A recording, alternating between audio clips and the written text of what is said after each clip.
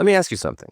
How many times have you set a goal? I'll get fit, I'll save more money, I'll finally start that project, only to watch the motivation fade after a few weeks? It's not because you don't care. It's not because you're lazy.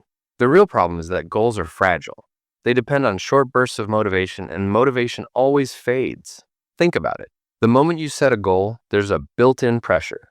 You're constantly measuring yourself against a future outcome that hasn't happened yet.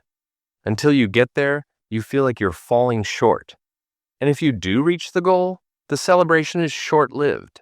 You're left asking, what now?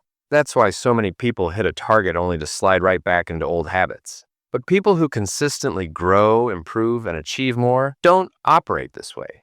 They don't rely on bursts of willpower or giant leaps forward.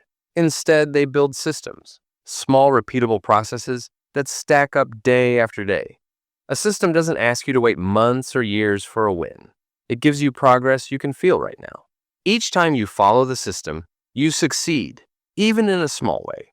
This is why some people quietly make progress year after year, while others keep starting and stopping. Success isn't a finish line. It's a process. And the real shift begins when you stop asking, what goal should I chase? And start asking, what system can I build that makes success inevitable? That's what this video is about. Breaking down the difference between goals and systems, and showing you how to design systems that actually work in real life. Chapter 1. What are goals? Let's start with clarity. A goal is a specific outcome you want to achieve. Lose 10 kilos. Save $5,000. Run a marathon. On paper, goals look powerful. They give you a destination. But think about this. How many times have you set a goal and then a few months later forgotten about it? Goals have problems. 1. They create a gap between where you are and where you want to be. That gap can be motivating at first, but later it becomes frustrating. 2. They are temporary. Even if you achieve them, what happens after? You run the marathon. Then what? You often stop training. 3. They rely on delayed happiness. You tell yourself, I'll be happy when I reach my goal, which means until then, you're constantly unsatisfied. I had a friend who wanted to run a half marathon. He trained for 6 months, followed the plan, and on race day, he crushed it. Goal achieved. But the moment it was over, he stopped running. 6 months later, he was back to square one, struggling to jog a mile. Why? Because he built toward a goal, not a system. Goals matter, but they're not enough to carry you through the ups and downs of life. Chapter 2. What are systems? Scott Adams, creator of the comic Dilbert, said, "Losers have goals. Winners have systems. A system is a repeatable process you follow every day. Goal, lose 10 kilos. System, eat balanced meals daily, walk 10,000 steps, and exercise 3 times a week. Goal, write a book. System, write 500 words every morning before work. Goal, save $10,000. System, automate $10 transfers every day into a savings account." The beauty of systems is that they don't depend on motivation or willpower. They run almost automatically once you design them. When you focus on systems, you're not chasing an outcome, you're living a lifestyle. Success becomes a byproduct, not a desperate chase. Example, think about brushing your teeth. You don't set a yearly goal of brushing 700 times. You just brush twice a day because it's part of your system. And guess what? Your teeth stay healthy without you obsessing over it. Chapter 3. Thinking in systems. Here's where it gets deeper. To truly succeed, you need to think in systems. If you're unhealthy, it's not you, it's your system. If you're broke, it's not you, it's your system. If you're unfocused, it's not you, it's your system. John Gall in the Systems Bible shows that everything in life, your body, your relationships, your business, is part of a system. Each system has inputs, processes, and outputs. Want to get fit? Input equals consistent workouts and nutrition. Process equals training plan. Output equals health and energy. Want to be smarter? Input equals reading and learning. Process equals reflection, note-taking. Output equals better decisions. Want financial freedom? Input equals income and saving. Process equals investing strategy. Output equals wealth. By thinking in systems, you stop chasing single outcomes and start designing feedback loops. For example, instead of "I'll quit sugar," build a system where healthy snacks are always available and junk food is hard to access. Systems thinkers don't ask, "What do I want to achieve?" They ask, "What structure will naturally lead me there?" Once you see life as systems, you stop blaming yourself. You start redesigning your environment, your routines, your triggers, and more. Chapter 4. Why Goals Alone Fail. Let's dig into why goals alone don't work. Willpower depletion. Psychologist Roy Baumeister showed that willpower is like a muscle. It gets tired. If your plan relies on you being strong every day, it's doomed. The motivation crash. Goals give a rush of motivation in the beginning, but motivation fades. Systems don't care about motivation. They work even on lazy days. The guilt trap. Miss one step toward your goal and you feel guilty. You say, I broke my diet. I failed. And that guilt pushes people to quit entirely. Think about diets. Most diets are goal-driven. Lose 5 kilos in 30 days. You push hard, maybe even succeed. But the moment the goal ends, the system ends too. That's why people yo-yo back and forth and wait. Unrealistic expectations. Goals often create pressure to reach a perfect outcome. Systems allow flexibility.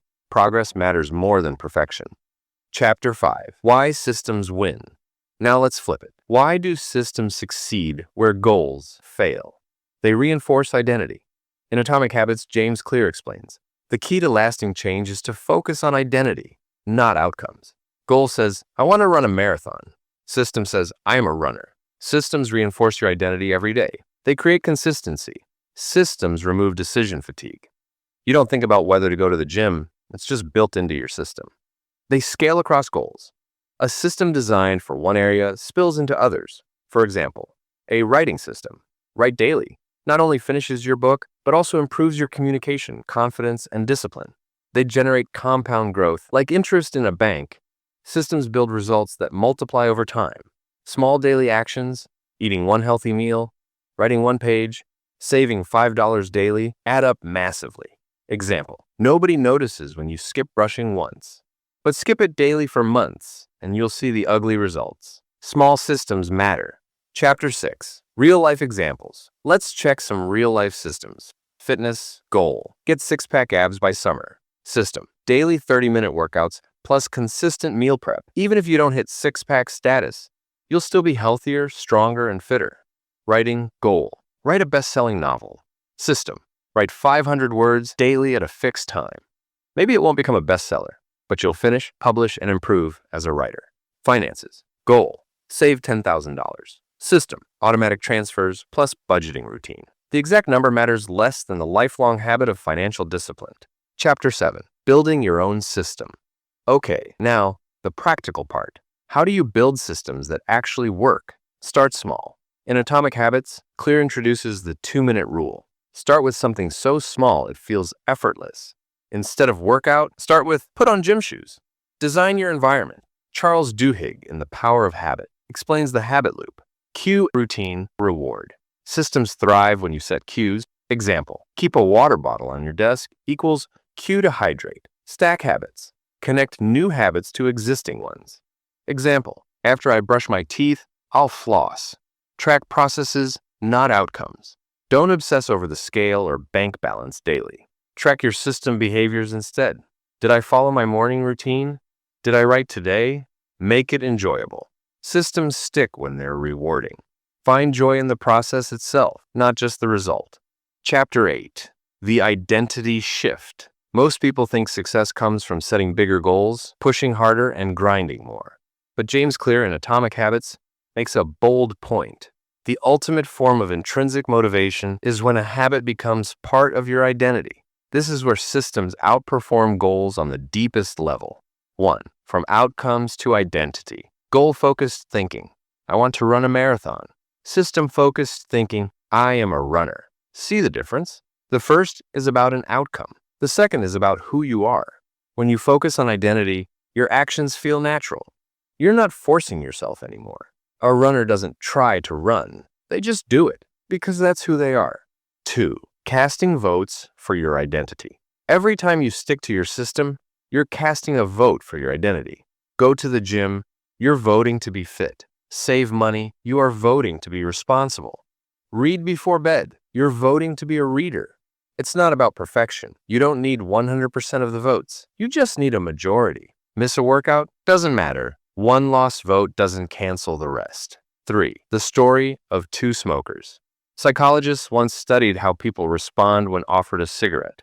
Smoker 1 says, "No thanks, I'm trying to quit." Smoker 2 says, "No thanks, I don't smoke." See the power of identity?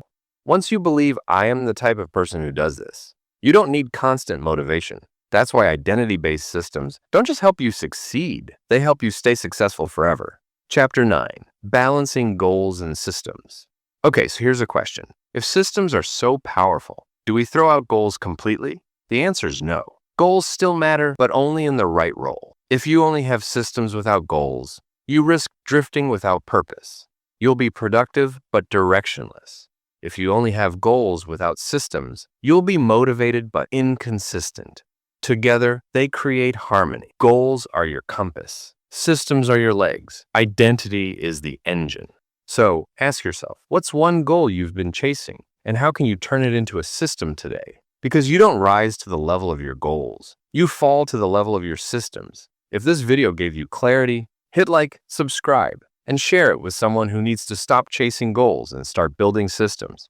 Your future self will thank you.